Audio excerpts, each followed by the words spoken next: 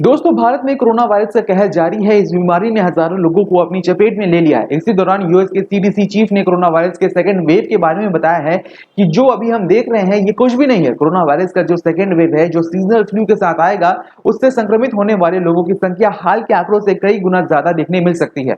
तो क्या corona virus की कोई सेकंड वेव भी है, या एक बार जाने के बाद यह महामारी दोबारा लौटेगी? कई देश जैसे कि जापान, चीन, हांगकांग और सिंगापुर कह तो रहे हैं कि उन्होंने कोरोना वायरस पर काबू पा लिया है, पर फिर भी इन देशों में दोबारा इसके मामले सामने आने लगे हैं। तो क्या अस्पताल से डिस्चार्ज होने के बाद कोरोना वायरस के किसी मरीज को दोबारा ये बीमारी हो जाएगी? दोस्तों, ये कहा जा रहा है कि कई देशों में कोरोना वायरस की सेकेंड वेव शुरू भी हो चुकी है। दोस्तों, भारत में जिस तरह कोरोना वायरस को संभाला जा रहा है, इसे देखकर बहुत सारे देश भारत की तारीफ कर रहे हैं। पर क्या भारत कोरोना वायरस के सेकेंड वेव के लिए तैयार है? ये सेकंड वेव कितना खतरनाक हो सकता है, इससे जानने के लिए हम आपको कोरोना वायरस के रिश्तेदार स्पेनिश फ्लू के सेकंड वेव के बारे में बताते हैं।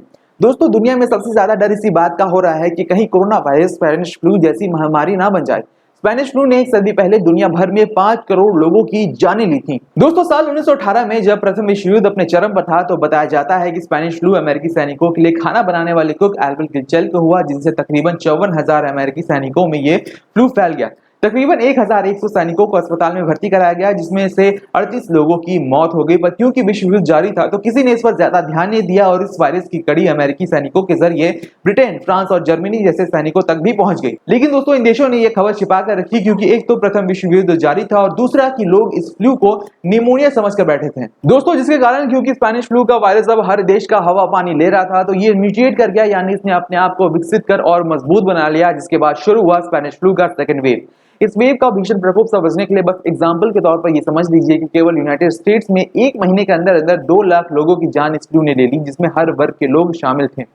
ये फ्लू अंग्रेजी अल्फाबेट W के आकार का कर्व बना रहा था। इसका मतलब कि इस वायरस ने जवान और बूढ़े लोगों से लेकर मिडिल एज वालों को भी अपना शिकार बनाया। दोस्तों, स्पेनिश फ्लू की सेकंड वेव से भारत में करीब 1 करोड़ 80 लाख लोगों की मौत हो गई थी। एक वक्त भारत में इस महामारी से रोज 203 लोगों की मौतें हो रही थी। लाखों भारतीय इससे संक्रमित थे और कहा तो यह भी जाता है कि महात्मा गांधी भी उसमें शामिल थे। महात्मा गांधी उस वक्त साबरमती आश्रम में उपवास कर रहे थे और सिर्फ लिक्विड डाइट ले रहे थे।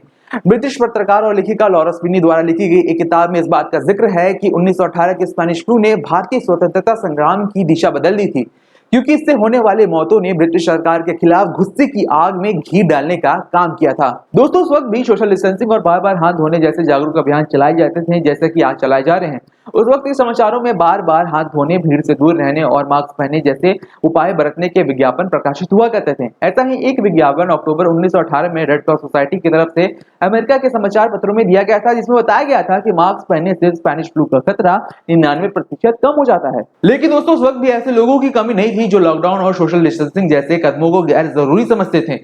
दोस्तों, ये तस्वीर जो आप देख रहे हैं, ये अमेरिका का शहर फिलाडेल्फिया का है, जहां पर 1918 यानी कि सेकेंड वेव के टाइम पर यह परेड करवाई गई थी, जिसमें 2 लाख लोग शामिल हुए थे।